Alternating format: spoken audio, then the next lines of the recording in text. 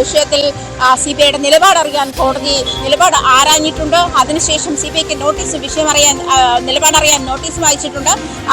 ഇതിനുശേഷം ഡിസംബർ 6-ാം തീയതി ഈ കേസ് വീണ്ടും പരിഗണിക്കുമെന്നാണ് മനസ്സിലാക്കാൻ കഴിയുന്നത്. ഡിസംബർ 6-ാം തീയതി പരിഗണിക്കുന്നതിന് മുൻപ് ഇതുവരെയുള്ള കേസ് ഡയറിയും അന്വേഷണ സംഘം കോടതിയിൽ ഹാജരാക്കണം. ഫൈനൽ റിപ്പോർട്ട് സമർപ്പിക്കാൻ അന്വേഷണ സംഘത്തെ അനുവദിക്കരുത് എന്നും മനുഷ്യ കോടതിയിൽ ആവശ്യപ്പെട്ടിട്ടുണ്ട്. സജ്ജന, അതാണ് സാഹചര്യം. എന്തായാലും ഈ കേസിൽ സുപ്രധാന ഇടപെടൽ ഉണ്ടാകുന്നു. സംസ്ഥാന സർക്കാരിന്റെ വാദം കോടതിയിലേക്ക് ഇതുവരെ എത്തിയിട്ടില്ലെന്ന് വേണം നമുക്ക് മനസ്സിലാകാൻ. അതിന്റെ വിശദാംശം കൂടി പുറത്തു വരേണ്ടതുണ്ട്. ഈ ഹർജിയിൽ പരാതിക്കാരി ഉന്നയിച്ചിരിക്കുന്ന വാദത്തോട് സംസ്ഥാന സർക്കാരും പ്രോസിക്യൂഷനും സ്വീകരിക്കുന്ന നിലപാടെന്താണ്? പോലീസിന്റെ നിലപാടുണ്ട്. CBI അന്വേഷണം ആവശ്യത്തെ സർക്കാരും അനുകൂലിക്കുമോ? ഒരുപക്ഷെ സർക്കാർ ഈ ആവശ്യത്തെ അനുകൂലിച്ചാൽ വളരെ വേഗത്തിൽ തന്നെ അത് CBI അന്വേഷണത്തിന് വിട്ടുകൊടുക്കാനുള്ള സാധ്യതയുമുണ്ട്.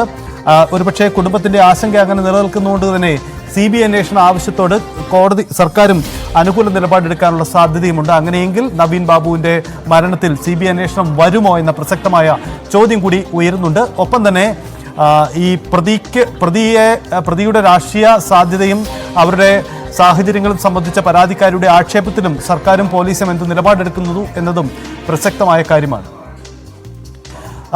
അക്കാര്യം കൂടി, അതായത് സംസ്ഥാന സർക്കാരിന്റെ ഇക്കാര്യത്തിലെ നിലപാട് കോടതിയിൽ എത്തിയിട്ടുണ്ടോ? CBI അന്വേഷണ ആവശ്യത്തെ അവർ അനുകൂലിക്കുകയാണോ?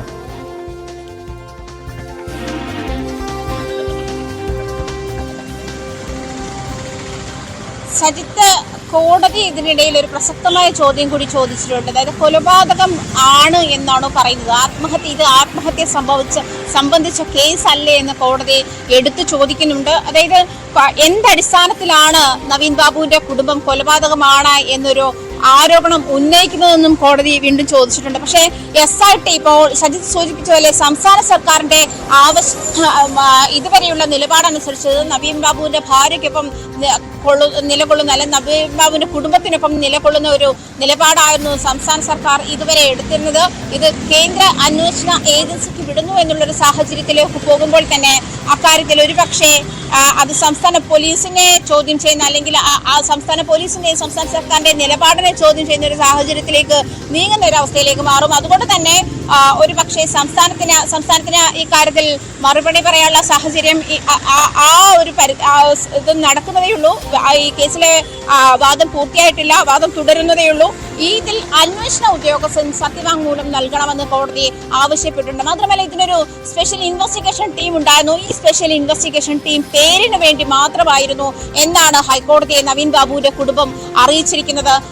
അന്വേഷണ സംഘത്തിൽ പ്രത്യേക അന്വേഷണ സംഘത്തിന്റെ അന്വേഷണ പരിധിയിൽ നിന്നും ഈ കേസ് മാറ്റുകയും CBIക്ക് അന്വേഷണം വിടുകയും ചെയ്യണമെന്ന ആവശ്യം ഉന്നയിക്കുമ്പോൾ തന്നെ അന്വേഷണ സംഘത്തിന്റെ ഈ കാര്യത്തിലുള്ള ഈ കേസിൽ അന്വേഷണ സംഘത്തിന്റെ ഇടപെടലിൽ വ്യക്തതയില്ല എന്നൊരു കാര്യം കൂടി നവീൻ ബാബുവിന്റെ കുടുംബം കോടതിയെ അറിയിച്ചിട്ടുണ്ട്.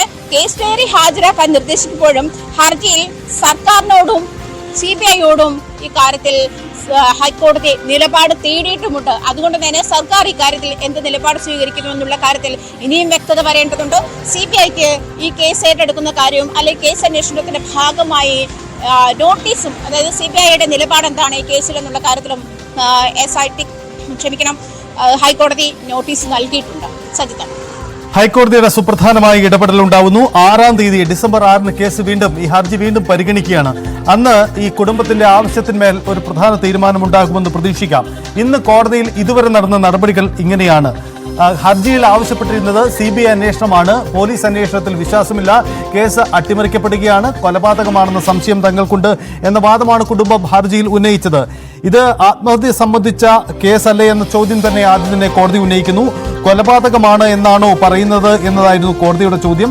എന്തടിസ്ഥാനത്തിലാണ് കൊലപാതകമെന്ന് പറയുന്നതും ഹൈക്കോടതി ഉന്നയിച്ചു.